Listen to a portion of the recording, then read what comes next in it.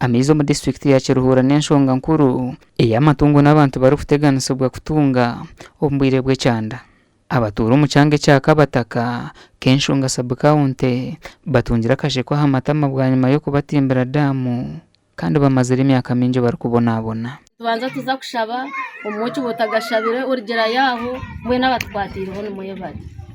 hanga simwe ahabo kukiriza intekateka itwe tutekateka nk'abantu hanga n'wakiriza okumaraho ekizube ekyo niho Ruth Rujocha yimukiremu akabatimbira damu. Bora bazatuza kutimbiza wankariya hachingarizo zibire so nabo kitino kusemerwa kwingi munonga icyo tworere honarebo kisima ejiniye turebere nkedamu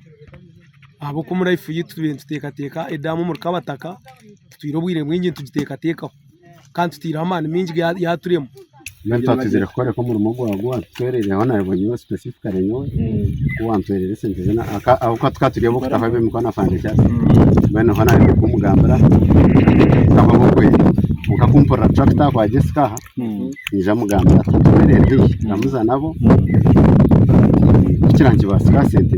nja kubongera bana hindo gambara kasitani ikigamba timo yampere yaha naba abona rete bana bakatereza shiringi miliyoni emwe n'ikitweka aba tractor twamushigereza twaramuzana we naba ubwo hata batura ngo babire n'batungamiza hari shiringi 10 buri kidomora ekibire kibagumire hano mukagura sente zinganye tivanda kweta mukagura shiringi 10 bwana gusoko bajyamo nabayo ato kuyabatimbire damu nabana abatambara ko murwanyu agameze naganyoga gasha kwa Paulo turi yamureba.